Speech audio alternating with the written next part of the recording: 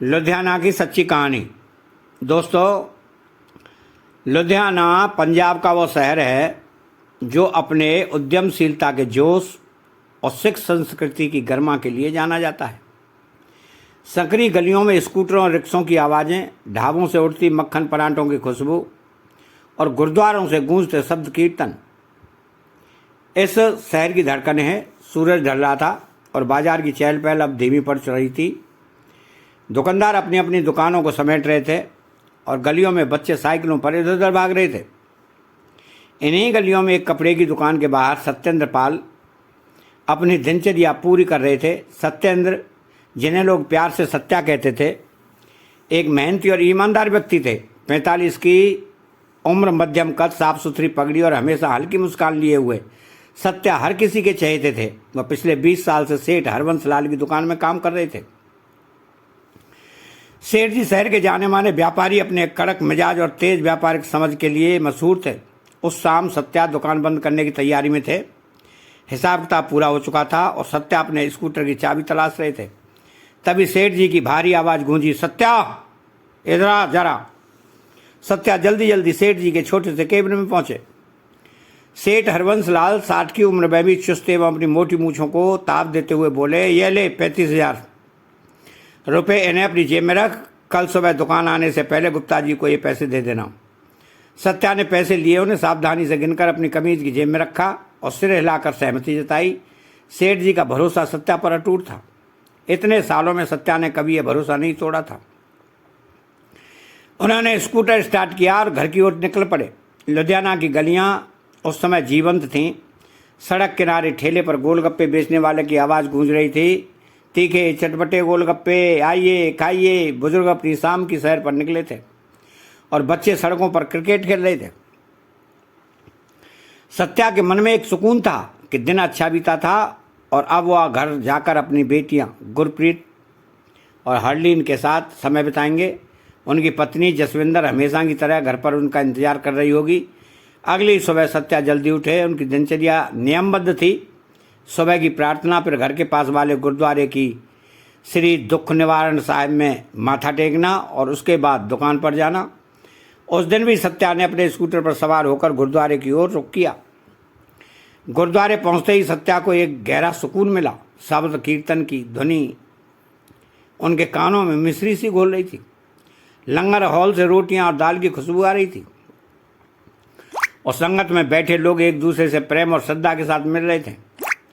सत्या ने गुरु ग्रंथ साहब के सामने माथा टेका और अपनी रोज की अरदास की, हे वाहिगुरु, मेरे परिवार को सुख शांति देना,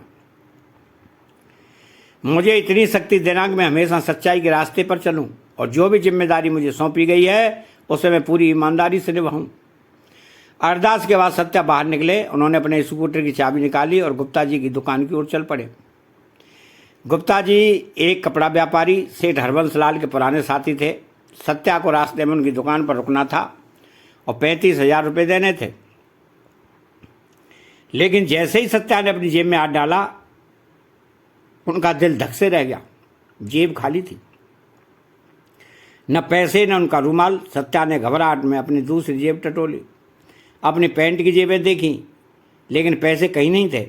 उनका चेहरा पसीने से भीग गया। यह कैसे हो सकता है? सत्या ने सोचा, कल रात तो मैंने पैसे जेब में रखे थे, फिर कहाँ गए? सत्या ने स्कूटर सड़क किनारे रोका और अपनी याददाश्त पर जोर डाला। रात को मैं दुकान से सीधा घर गया। घर पर पैसे जेब में ही थे। सुबह मैंने कुछ नहीं निकाला। फिर तभी उन्हें याद आया कि गुरुद्वारा। सत्या ने सोचा, कहीं गुरुद्वारे में तो नहीं गिर गए। सत्या तुरंत वापस गुरुद्वारे की ओर लौटे। सुबह का समय था और गुरुद्वारा अब भी शांत था। सत्या ने वहाँ मौजूद एक सेवादार को अपनी आप बीती सुनाई। भाई साहब, मैं सुबह यहाँ आया था, मेरी जेब से 35,000 रुपये थे, कहीं गिर गए होंगे, क्या आप मदद कर सकते हैं? सेवादार सत्या को गुरुद्वारे की कमेटी के प्रमुख सरदार गुरमैल सिंह के पास ले गया। गुरमैल सिंह एक बुजुर्ग और समझदार व्यक्ति सत्या की परेशानी को तुरंत समझ गए। उन्होंने सत्या के कंधे पर हाथ रखा और कहा, चिंता न करो बेटा, हमारे यहाँ सीसीटीवी कैमरे लगे हैं, हम फुटेज देख लेते हैं। सत्या और गुरमैल सिंह गुरुद्वारे के छोटे से कार्यालय में गए, जहाँ एक युवा सेवादार हरप्रीत सीसीटीवी फुटेज चला रहा था। फुटेज में साफ दिख रहा था कि जब सत्या माथा टेकने के लिए झुके तो उनकी जेब से एक सफ़ेद रूमाल और एक नोटों की गड्डी नीचे गिरी। सत्या की आंखें चमक उठी। हाँ, यही हैं मेरे पैसे, उन्होंने उत्तेजना में कहा, लेकिन उनकी खुशी ज़्यादा देर नहीं टिकी। फुटेज में आगे दिखा कि कुछ मिनट बाद एक व्यक्ति आया, उसने रूमाल और पैसे उठाए। रूमाल को उसने गुरुद्वारे के गेट के पास एक कोने में रख दिया, लेकिन पैसे वो अपने साथ ले गया। सत्या का दिल बैठ गया। यह क्या हो गया? उनके दिमाग में सवालों का तूफान उठ रहा था। अब मैं सेठ जी को क्या मुंह दिखाऊंगा? अगर मैं कहूँगा कि पैसे चोरी हो गए तो सेठ जी मानेंगे नहीं, और अगर कहूँगा कि गिर गए तो कहेंगे कि नुकसान की भरपाई मुझे करनी होगी। गुरमैल सिंह ने सत्या को सांत्वना दी। बेटा, जो हुआ वो दुर्भाग्य था, लेकिन तू उदास न हो, हम पुलिस को सूचना दे सकते हैं, और अगर तुझे लगता है कि सेठ जी को बताना चाहिए तो बता दे, सच बोलने में ही भलाई है। सत्या ने सिर हिलाया, लेकिन उसका मन भारी था।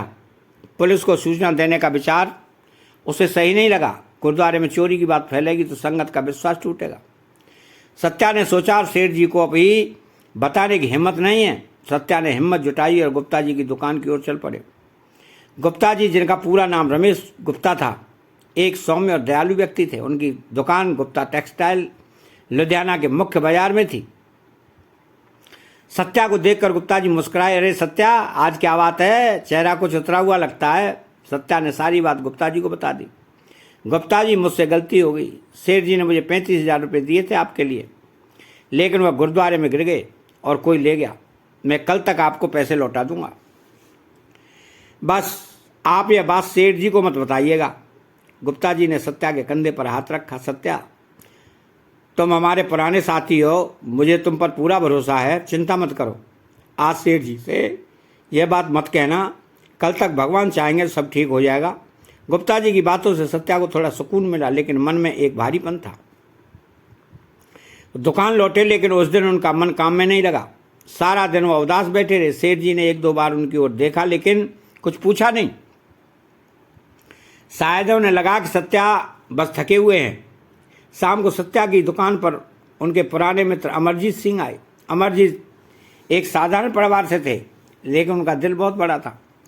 वह एक छोटी सी किराने की दुकान चलाते थे और रोज़ शाम को श्री कृष्ण मंदिर में भजन सुनने जाते थे। सत्या की उदासी देखकर उन्होंने पूछा, क्या बात है सत्या, आज तो इतना चुप क्यों है? सत्या ने सारी कहानी अमरजीत को बता दी। गुरुद्वारे में पैसे गिनने से लेकर सीसीटीवी फुटेज में चोरी की घटना तक अमरजीत ने गंभीरता से सुना और फिर बोले, चिंता मत कर भाई, मैं भी तेरी तरह साधारण इंसान हूँ। मुझे पता है मुसीबतें आती हैं, सेठ जी को बताना जरूरी है, लेकिन अभी नहीं, कल बता देना।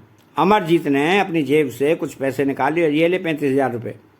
अभी तो गुप्ता जी को पैसे दे दे, बाद में सेठ जी को बता देना। अगर सेठ जी का मन हुआ तो शायद मदद कर दे, वरना हम यही सोचेंगे वो पैसे हमारे नसीब में नहीं थे। सत्या ने बहुत आनाकानी की। नहीं अमरजीत, मैं तुझसे पैसे नहीं ले सकता, तू भी तो मेरी तरह मेहनत करके कमाता है। लेकिन अमरजीत ने जिद की। सत्या, दोस्ती का यही मतलब है। आज तू मुसीबत में है तो मैं तेरे साथ हूँ, कल को मुझे ज़रूरत पड़ी तो तू मेरे साथ होगा। आखिरकार सत्या ने पैसे ले लिए। उनकी आंखें नम थी। तूने मेरी बहुत बड़ी मदद की अमरजीत, मैं पैसे जल्दी लौटा दूंगा। अगले दिन सत्या गुप्ता जी की दुकान पर गए। उन्होंने 35,000 रुपये गुप्ता जी को थमाए। गुप्ता जी ने पूछा, यह पैसे कहाँ से आए? सत्या ने जवाब दिया कि मेरे मित्र ने मदद की है। गुप्ता जी मुस्कुराए और बोले, एक काम कर, इसमें से 10,000 रुपये निकाल ले, बाकी 25,000 दे दे। सत्या हैरान हुए, ऐसा क्यों? गुप्ता जी ने कहा कि बस मैं कह रहा हूँ ना, 10,000 निकाल ले, मैं 25,000 से मैं काम चला लूँगा। सत्या ने 10,000 रुपये निकाले और 25,000 रुपये गुप्ता जी को दे दिए। उनके मन में गुप्ता जी के प्रति कृतज्ञता का भाव था। घर लौटकर सत्या ने अमरजीत को 10,000 रुपये वापस किए। अमरजीत ने कहा, अरे यह क्या, जब तेरे पास पैसे होंगे तब दे देना। सत्या ने बताया, गुप्ता जी ने 10,000 रुपये वापस किए। वह बहुत भले इंसान हैं, इसलिए मैंने सोचा कि पैसे तुझे लौटा दूँ। अमरजीत ने पैसे रख लिए और दोनों दोस्त आपस में बातें करने लगे। सत्या ने कहा, अमरजीत, तूने मेरी इतनी बड़ी मदद की, मैं यह कभी नहीं भूलूंगा। अमरजीत ने मुस्कुरा कर कहा, सत्या, यह सब वाहेगुरु की मर्जी है, हम सब उनके हाथों की कठपुतलियाँ हैं। 3 दिन बाद अमरजीत ने सत्या से कहा, सत्या मेरी गाड़ी आज खराब है, क्या तू मुझे श्री कृष्ण मंदिर ले चल सकता है? हम दर्शन करके लौट आएंगे। सत्या ने सहमति जताई। बिल्कुल भाई, शाम को दुकान जल्दी बंद करके चलेंगे। शाम 7 बजे सत्या और अमरजीत श्री कृष्ण मंदिर के लिए निकले।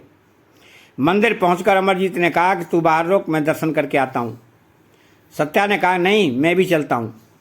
दोनों ने मंदिर में प्रवेश किया। भगवान श्री कृष्ण की मूर्ति के सामने खड़े होकर सत्या को एक अनोखा अनुभव हुआ। मूर्ति की आंखें जैसे उनसे कुछ कह रही थी।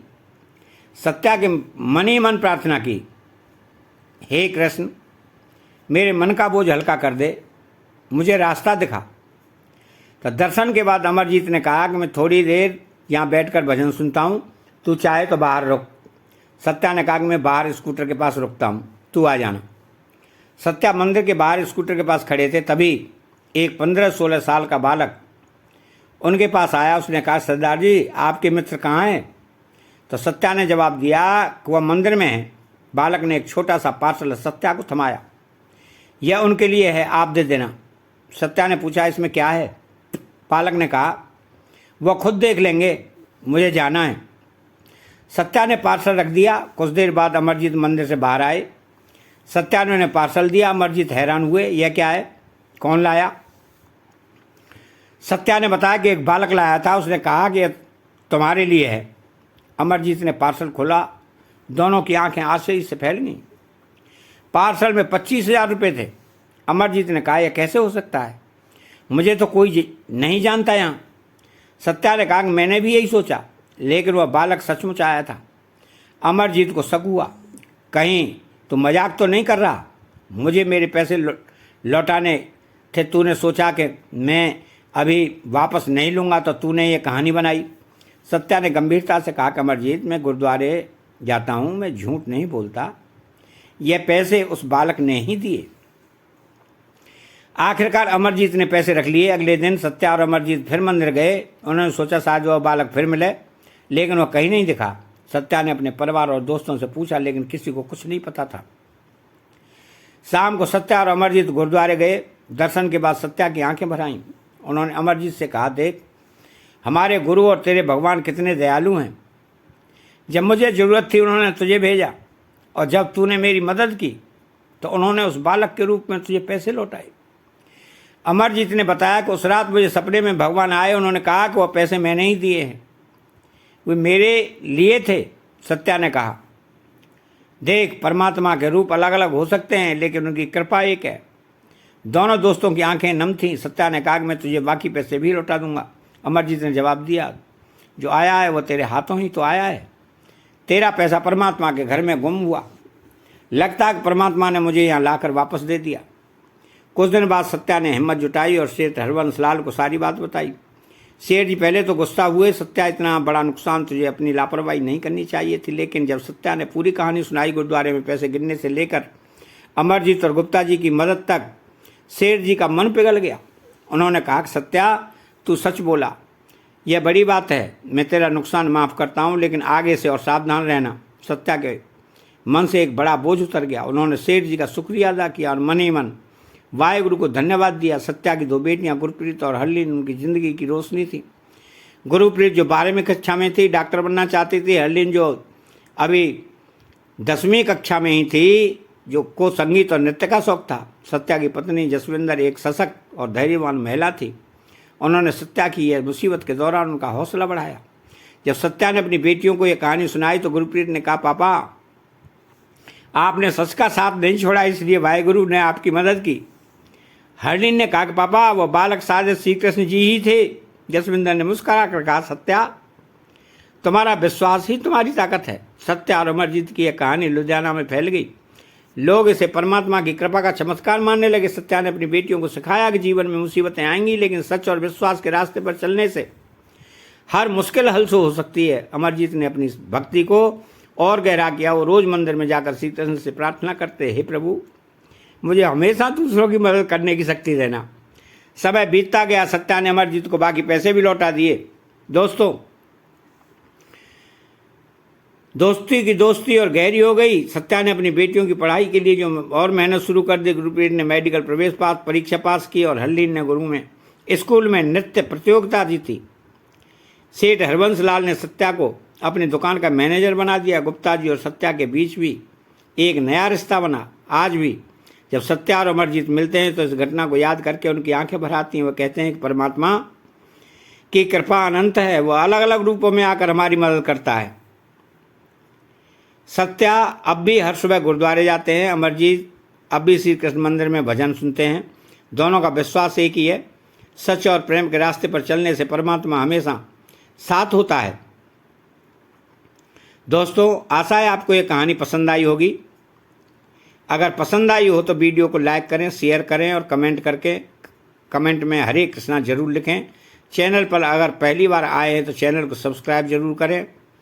हरे कृष्णा हरे कृष्णा कृष्णा कृष्णा हरे